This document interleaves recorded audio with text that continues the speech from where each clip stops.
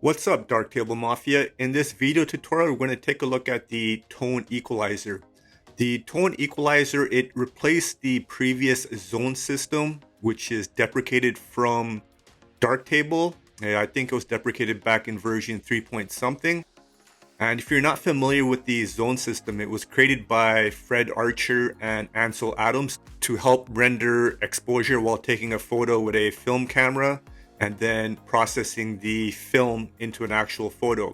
The zone system was broken down into 11 stops of exposure, but the tone equalizer is broken down into 9 stops of exposure. So between each stop is a factor or a doubling of the amount of light.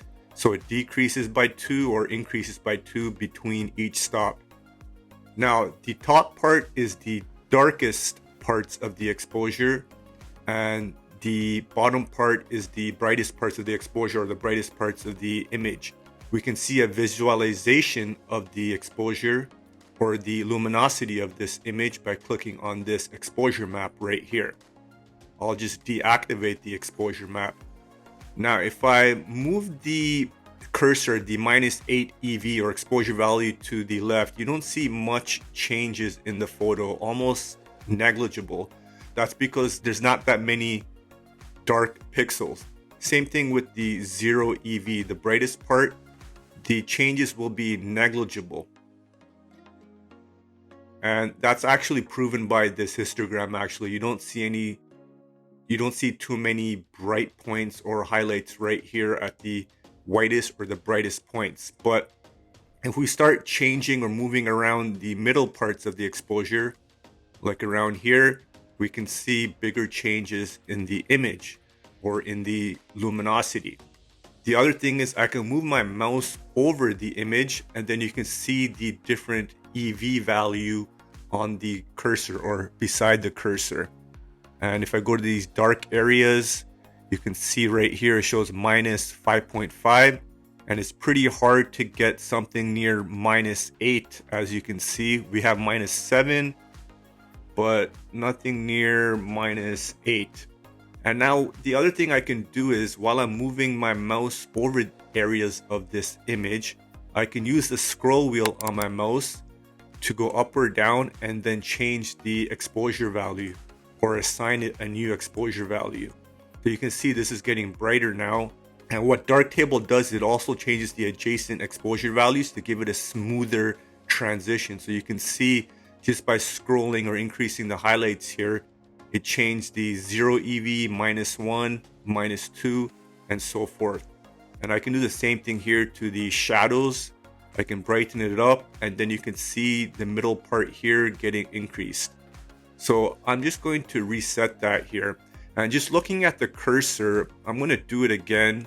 And I'm just going to increase these highlights here. You can see the middle part of the circle change color or it gets overexposed.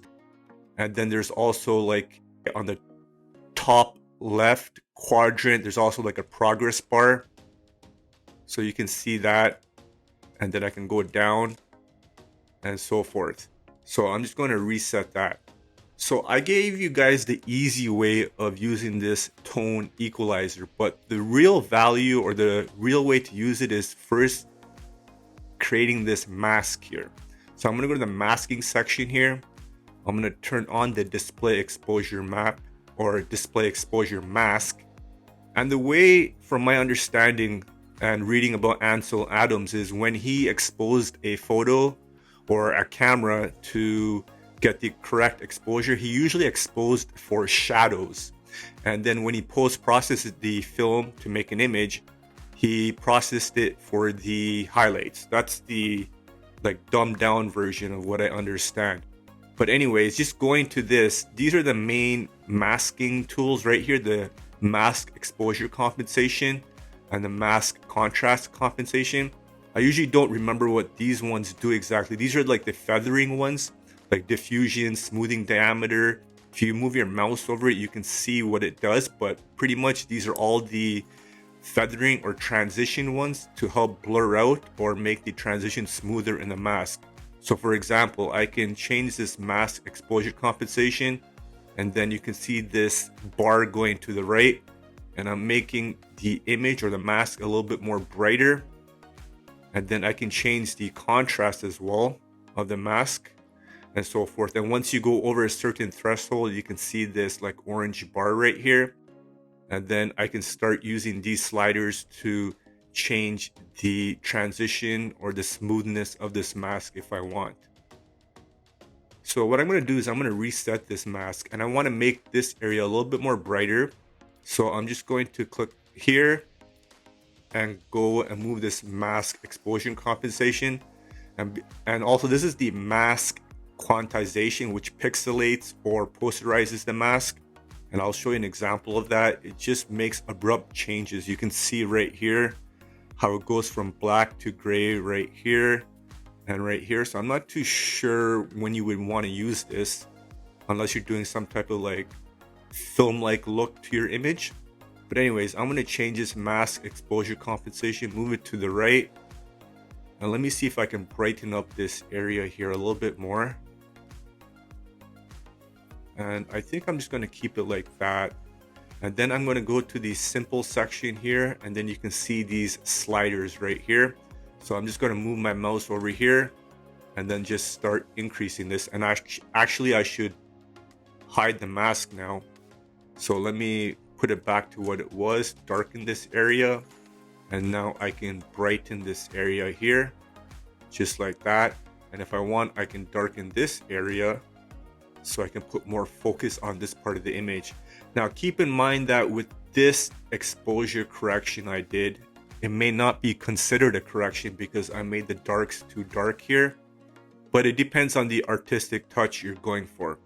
Another thing I can do is I'm gonna just reset this here. Instead of using the simple mask or the simple zone system or tone equalizer, I can go to the advanced section, and then I can move my mouse over here, and then I can start dragging these down, up and down if I want.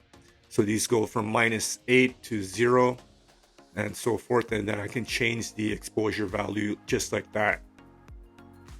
So once you understand how this graph or these bars work in reference to the zone system, and you know how to like create this mask, then you can start doing some like interesting things with the tone equalizer. And keep in mind, if you're using the tone equalizer, usually you don't want to use like the exposure slider or the local contrast here. Of course, you can combine it, because I always combine local contrast and these exposure sliders with the curve tool. So you can do whatever you want just to get the artistic touch that you like, or whatever your workflow is. But let me go to this image right here, and I'm going to make sure it's reset.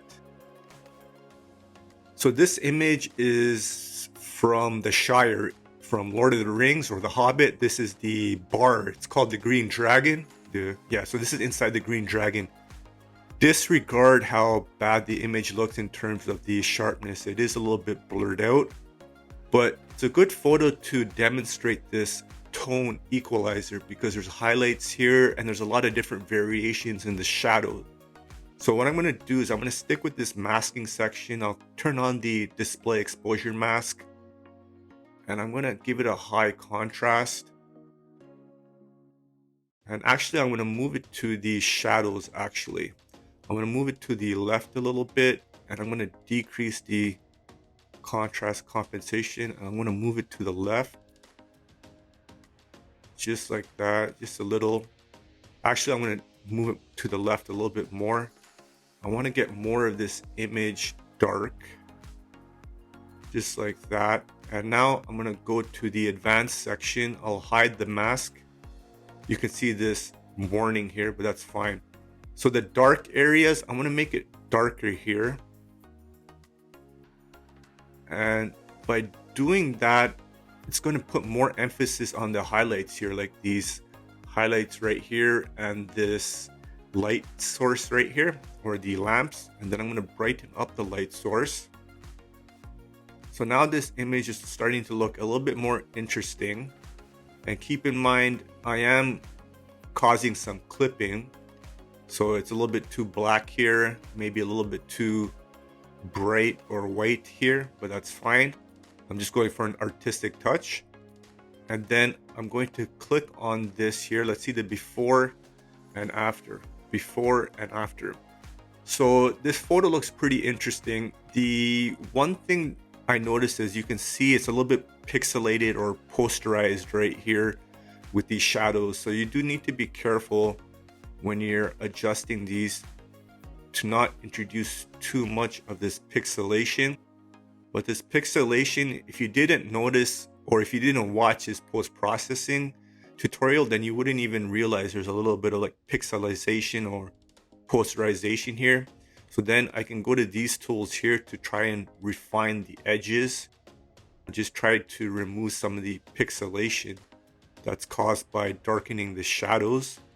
So let's see the before and after, before and after. So yeah, so just with using this tone equalizer, I was able to put a little bit more emphasis on the highlights. One thing I could have done was just mask this area here and make it darker. Then I could put a lot more emphasis on these lamps. But that's just pretty much how the tone equalizer works. It's based on the zone system by Ansel Adams and Fred Archer. For some people, it may be useful. For some other people, it may not be. Many of the other photography software I use don't have this like tone equalizer or the zone system other than DxO Photolab, which I've seen it in. Anyways, if you guys enjoyed this video, you know what to do. And as always, live easy, sleep breezy, and stay lovely.